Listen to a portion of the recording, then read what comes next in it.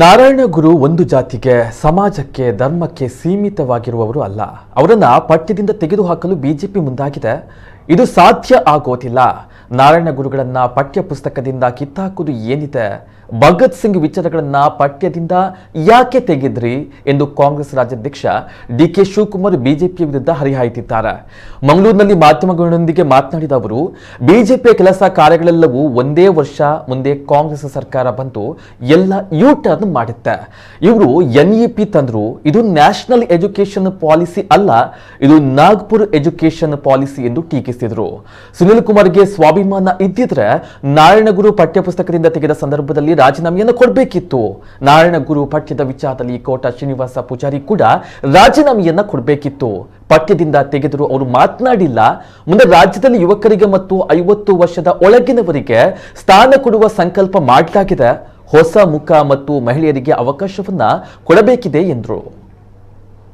ಈ ದೇಶಕ್ಕೆ ಒಂದು ದೊಡ್ಡ ಮಾರ್ಗವಾದಂಥ ಕೆಲಸ ಮಾಡ್ತಾ ಇದ್ದಾರೆ. ನಾರಾಯಣ ಗುರು ಒಂದು ಪಕ್ಷಕ್ಕೆ, ಒಂದು ಸಮಾಜಕ್ಕೆ, ಒಂದು ಜಾತಿಗಲ್ಲ.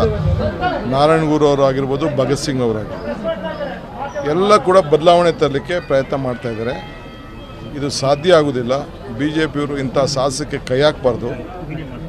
ನಿಮ್ಗೆ ಹೆಂಗೆ ಅಧಿಕಾರ ಇದೆಯೋ, ಇದು ಸ್ಟೇಟ್ ಸಬ್ಜೆಕ್ಟು, ಬೇರೆಯವರು ಕೂಡ ಅದೇ ಅಧಿಕಾರ ಬರ್ತದೆ. ಸೊ ನೀವು ಇದಕ್ಕೇನಾದ್ರು ಹಿಸ್ಟ್ರಿನ ಬದಲಾವಣೆ ಮಾಡೋಕ್ಕೆ ಹೋದರೆ ನಿಮ್ಮ ಹಿಸ್ಟ್ರಿನೂ ಬದಲಾವಣೆ ಮಾಡೋಷ್ಟು ಶಕ್ತಿ ಬರ್ತದೆ.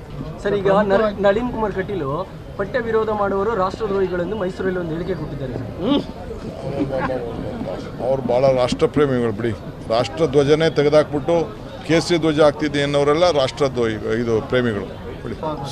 ನೋಡಿಯಪ್ಪ, ಯಾವುದೇ ಸ್ಕೂಲಲ್ಲಿ ನಾನು ಹೇಳಿದ್ನಲ್ಲ, ಏನು ಮೊದಲಿಂದ ಪದ್ಧತಿ ಇದೆಯೋ ಎಲ್ಲ ಧರ್ಮದವ್ರಿಗೂ ಏನು ಗೌರವ ಕೊಡಬೇಕು ಆ ಗೌರವ ಕೊಡುವಂಥ ಕೆಲಸ ಮಾಡಬೇಕು.